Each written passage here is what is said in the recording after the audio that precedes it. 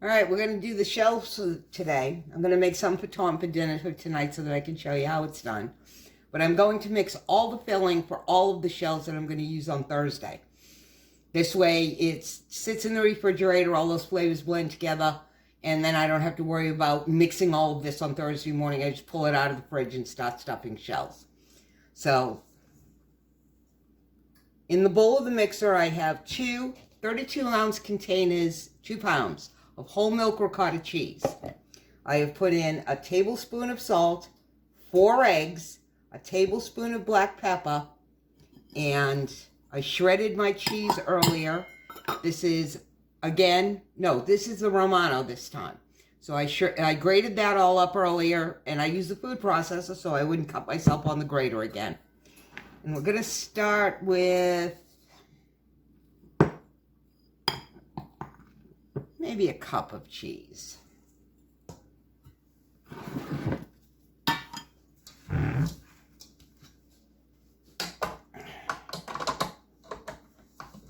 I used to do this all by hand, and it's like, why am I doing this by hand? I have this. So I finally figured out that I can make my life a whole lot easier if I just used the mixer that I bought to do all this hard work with. So anyway, I'm just gonna turn it on, let this all mix together,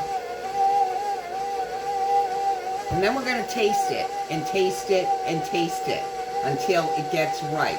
You should be able to taste the Romano cheese with a little bit of the pepper bite. It shouldn't be too salty, and that's why I don't start with a lot of salt, because the cheese is very salty.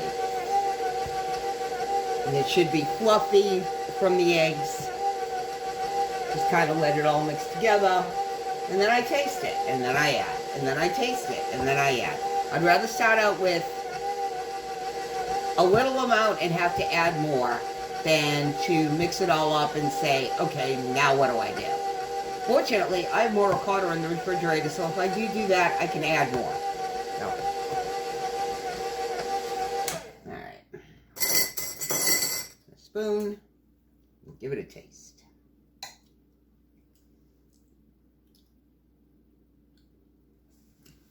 Oh. Needs more salt.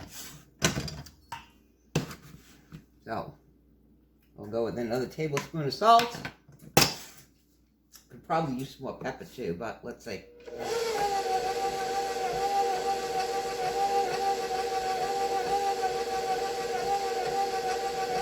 You don't want to beat this too high. You don't want to really incorporate any air into, a lot of air into the eggs.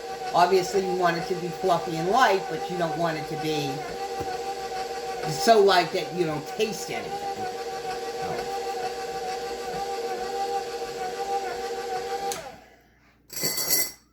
Second spoon.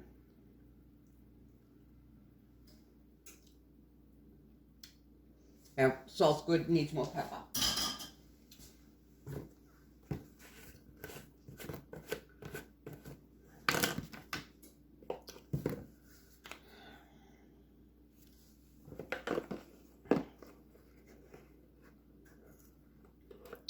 So, another couple teaspoons. That's actually set on 2 teaspoons.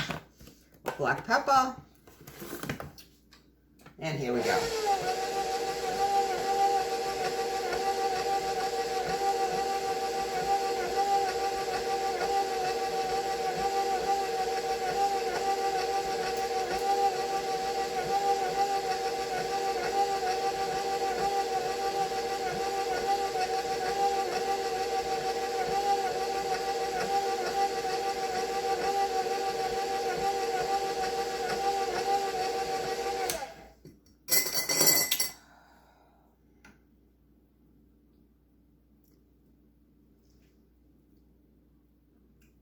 All right, there we go. So, 4 pounds of ricotta, a cup of grated Romano cheese, 2 tablespoons of salt, 1.5 tablespoons of black pepper, handful full of parsley flakes. There we go. So this is ready to go, and what I will do now is I will put it back in these containers that I've washed out. and put this in the refrigerator, but I will be holding out a little bit so that I can stuff the shells that I'm going to be cooking. So I need to bring that water up to a boil, and then we will be back to cook the pasta.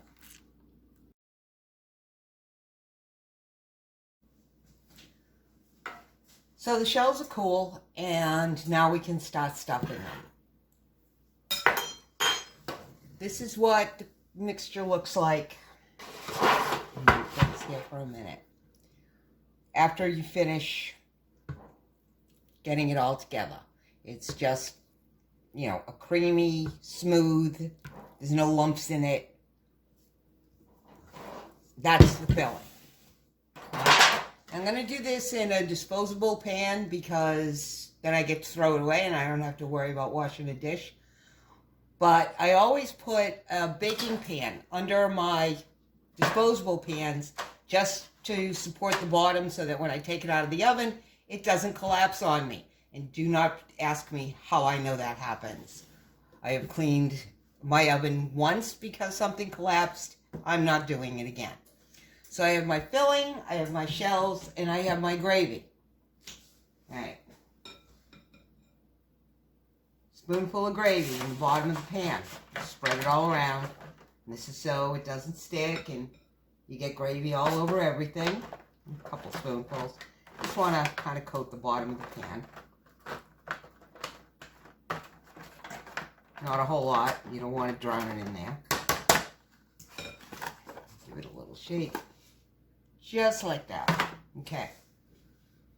The shells. They're still difficult to, you know, they're hard. You can feel it. They're not done. You wouldn't eat this like this. It's just not cooked. So, get a spoonful of filling.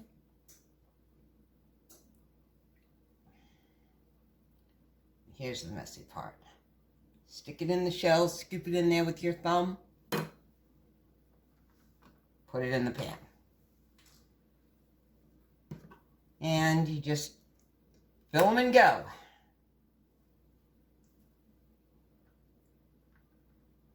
So, it's, when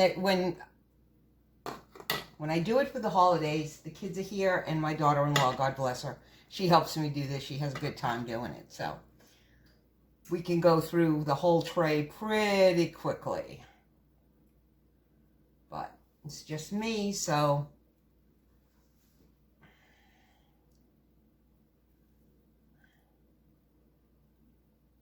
it's going to go a little bit slower.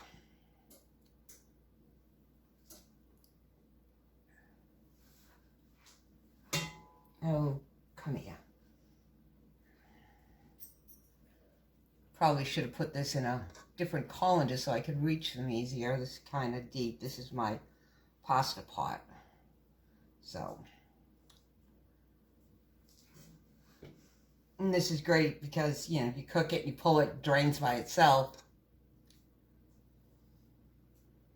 You don't have to worry about carrying that hot pot to the sink and draining it out there. I'll pull a couple out so I don't have to do that.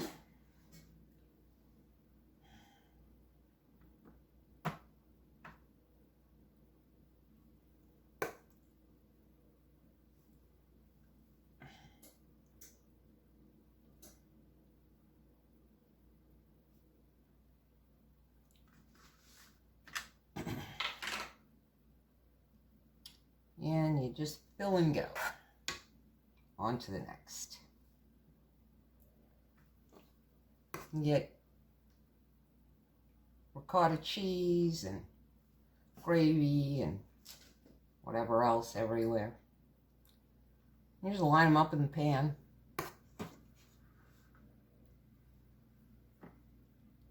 And drop the glove in there on top of another one. It's all right.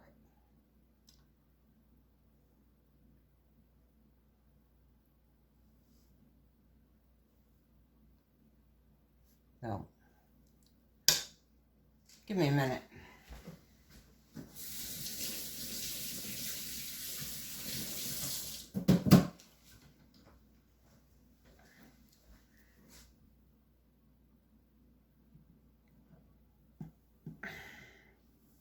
All right, so you just stuff them, lay them in rows, and when I'm done with this, I'm going to cover them with the rest of that gravy, and then they're going to go in the oven. So when I'm ready to do that, we'll be back.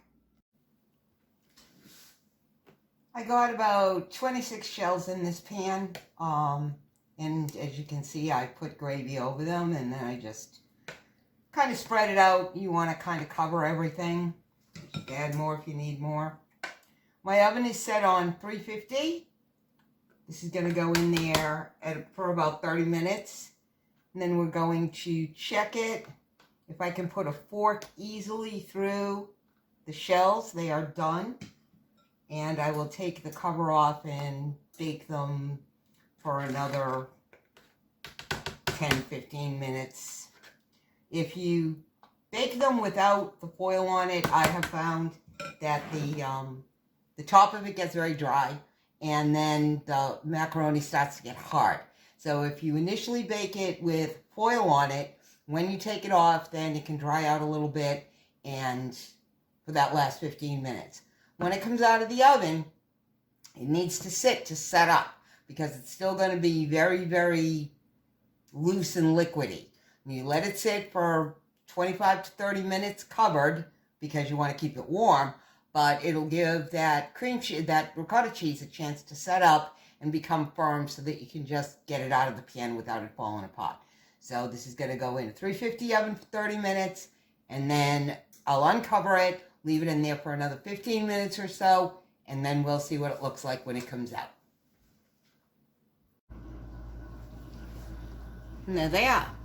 This took about 40 minutes at 350 before I uncovered them, and then they stayed in there for another 20 minutes, and they've been here on the counter now, covered again, for about 30 minutes. This pan is still really hot.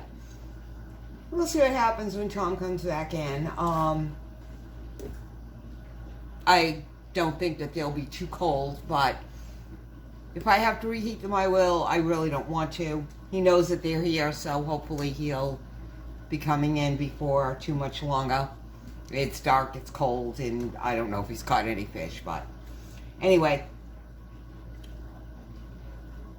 On Thursday morning, I'll go through this whole process again on the big half-sheet tray.